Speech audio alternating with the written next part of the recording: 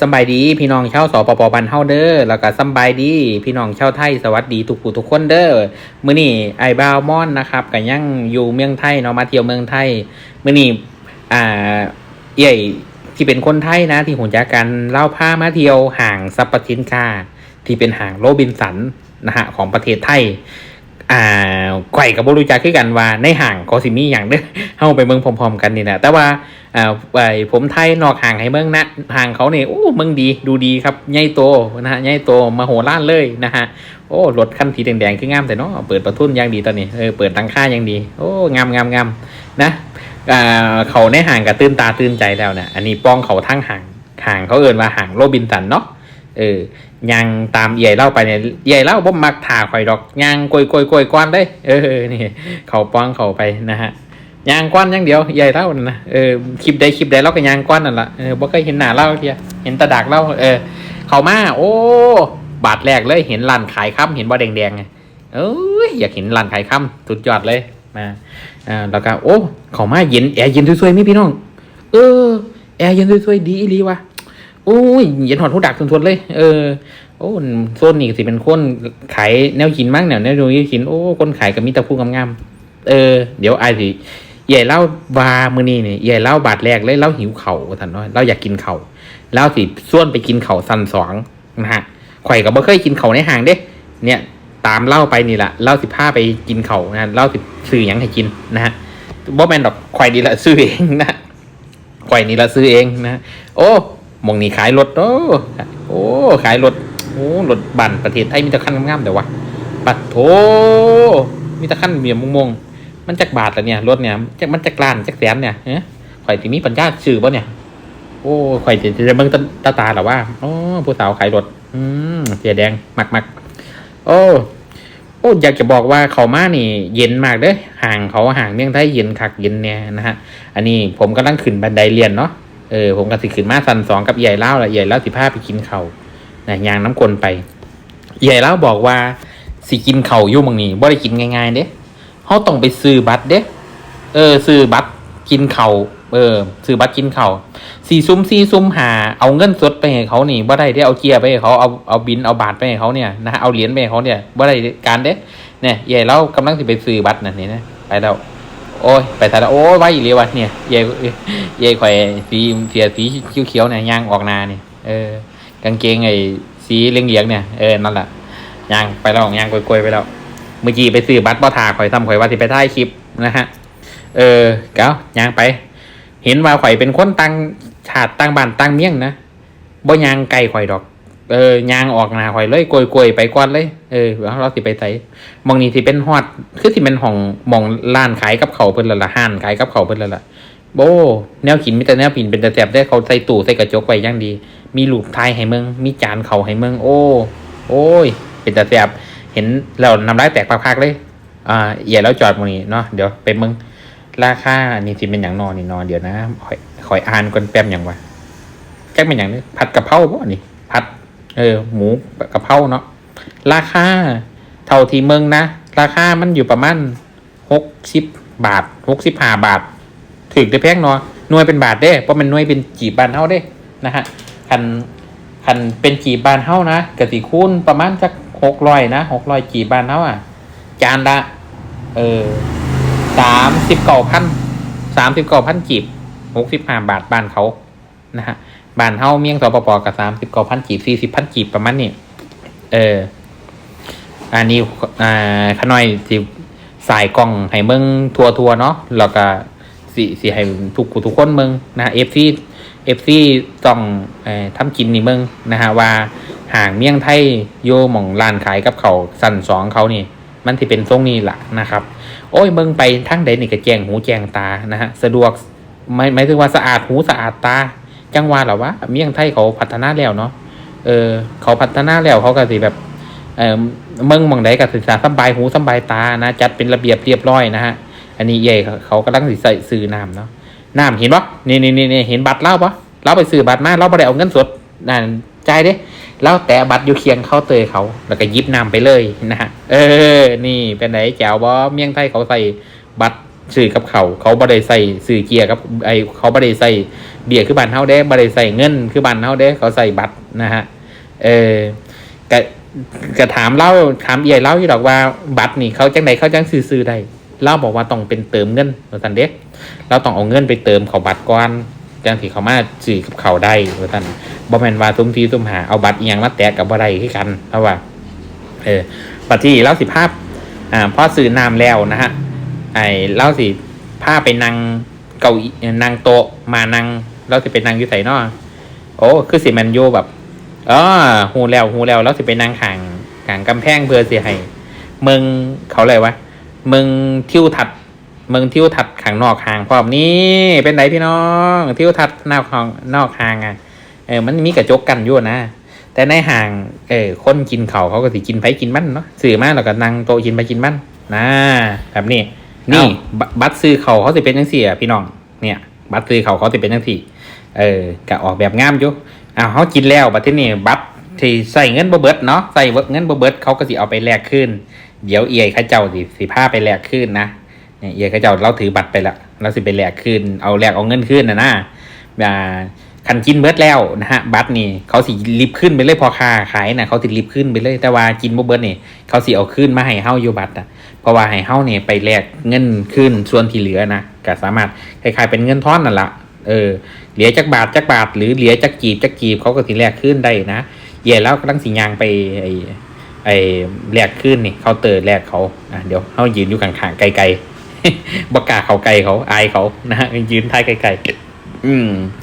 แล้วกระทาเอาเงินอยู่แป๊บหนึ่งเด้อคือสีแล้วหรือบ้างนี่เรียบร้อยได้จักบาทได้ขึ้นจักบาทเดี๋ยวไปเล่าสิไปเขาน้ำเดี๋ยวข่อยก็สิไปเขากันละไปเขาของไส้เล่าก็สิไปเขาของยิ่งนี่ทางไปของน้ำเขาอยู่ในห่างเนาะของน้ำนี่กับบ่แพ้กับอยู่ปั๊มน้ำมันเนี่ยเด้อนี่สะอาดว่าเป็นโรงแรมเด้อนี่ห่างเขาเนี่ยเห็นบ่เขามาในของน้ำเขาพี่น้องป้าของน้ำเย็นหูดักสวยๆเลยติดแอร์ไว้ของน้ำมาป้าขนาดเลยวะสุดยอดดิหลีวะสะอาดเด้อนี่มื้อนี้คือบ่มีคนเนาะ มื้อนี้คือบ่มีคนเนาะแสดงว่ามื้อนี้เขาเฮ็ดเวียกเฮ็ดงานกันเนาะคนแถวนี้เขาที่เขาเฮ็ดงานในโรงงานนะฮะในโรงงานเฮาบ่มีเวียกเฮาก็เที่ยวอย่างเดียวมือคนเฮ็ดงานนะเฮามาเที่ยวมันก็เลยบ่มีคนปานใดห้องน้ำมันก็เลยสะอาดนะฮะปกติห้องน้ำเขาสะอาดอยู่แล้วถึงแม้ว่าจะมีคนหรือบ่มีคนนะเขาสิมีแม่บ้านมาทำความสะอาดอยู่แล้วนะฮะเห็นบ่ห้องน้ำเขาสะอาดบ่ออกมาจากห้องน้ำนะฮะเล่าสิมากดตู้แบบตู้อัตโนมัติแหมเขาเอิ้นตู้อีหยังบ่นี่ตู้กดอัตโนมัตินี่ราคาในตู้ก็สิมีพวกน้ำดื่มเนาะพวกกระติ้งแดงพวกM100คือจังบ้านเฮาน่ะคือสปป.บ้านเฮานั่นล่ะแต่ว่าราคามันก็สิสูงกว่าท้องตลาดอยู่พวกมันน่ะสิเป็นคาตู้เนาะแล้วก็หยอดเหรียญเข้าไปเนาะหยอดปกลบ หยอดปกลบปกแรกแล้วก็หยอดเหรียญเนาะจะได้อีหยังก็กดเอาเขาเล่าหยอดแฟนตาแบบนี้มาให้เนาะนี่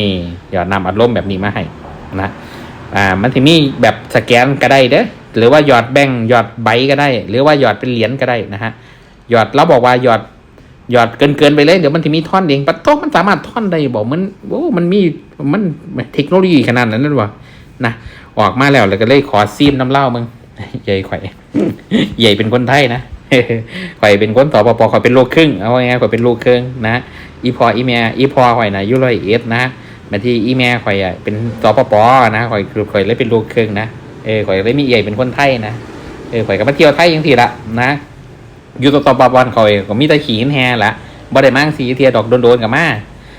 มาเที่ยวเมืองไทยบัดนี้ก็พอบรรยากาศดีๆก็อยากถ่ายรูปไว้เนาะอยากถ่ายวิดีโอไว้เพราะว่า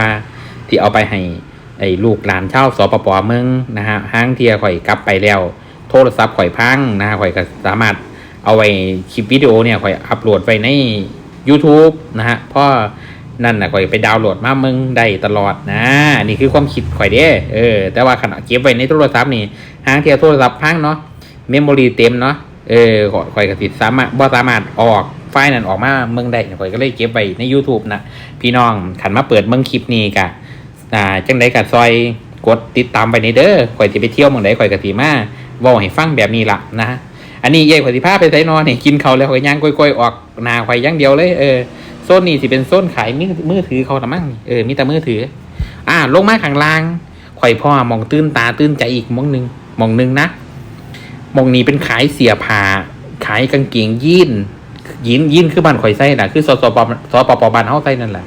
แต่ว่าคนมองนี้คือยังสิหนาตานี่แหละคนร้ายไหลเขามันลดราคาไหม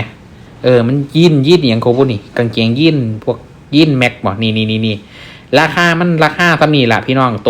ตหนึ่งราคาซ้ำนี่ละอันนี้คือตีเป็นเงินบาทไทยเด้อพี่น้องเด้อราคาเงินบาทไทยนะฮะ1,295 บาทนะฮะขันมันตีเป็นเงินกีบบ้านเท่านะก็ต้องเป็นคูณ600เนาะพี่น้องขออยากบอกให้ว่าโตหนึ่งเนี่ยเกือบล้านกีบเด้อพี่น้อง700,000 กว่ากีบ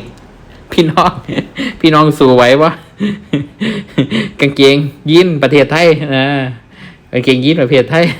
โตละเกือบล้านกีบแต่ว่ามันก็เป็นบางยี่ห้อเด้บางยี่ห้อมันก็ถือนะฮะนี่เขาลดราคานี่ผมเห็นดูเขาลดราคาติดอยู่กกเสาเห็นว่าป้ายแดงๆอันนี้250 บาท250 บาทเนาะกับคูณเงินกีบไป600กีบเนาะก็สิว่ามัน100,000 ก็กีบนะ150,000นะประมาณนี้ล่ะอันนี้ก็พอเมืองใดนะแต่ว่าไอตัวละ1,000 กว่าบาทนั่นนะอันนั้นเป็นของมียี่ห้อเขาอันนี้ก็มียี่ห้อกันไซส์ใดกันนะเขาลดราคาอยู่เขาบอกจากตัวละ1,000เหลือตัวละ250มาตันเด้ใหญ่เล่าบอกให้ฟังนี่เห็นป่ะเลข250นะเขาทายอยู่ได้ล่ะใหญ่เล่ากับมาซุ่มเอามึงนี่ละก็ยังแบบยืนโดนแต่พวกนี่ข่อยก็เลยมาทายอยู่ข้างหลังปะโต้หุ่มทราบลาบว่ามันเขาแจกฟรีว่ะพี่น้องบางทีล่ะพี่น้องไทยพี่น้องไทยเขาซื้อกันนะมาไทยเขาซื้อกันนะฮะโอ้ว่ามันแจกฟรีคักนะฮะโอ้ซื้อแล้วก็ได้แล้วก็ไปเย่แล้วบอกว่าได้แล้วก็ไปเนี่ยโอ้ผู้ใดมาจับแขนเย่ข่อยน้อยนี่พอขาบ่คือสิไปหรือมากนี่คือสิแล้วละเห็นไพ่เซ่ออกมาเมื่อกี้ยางออกไปมือเปล่าโยมเห็นไพ่เซ่ออกมาเย่ข่อยนี่ก็เลือกเกินเด้เห็นแบบ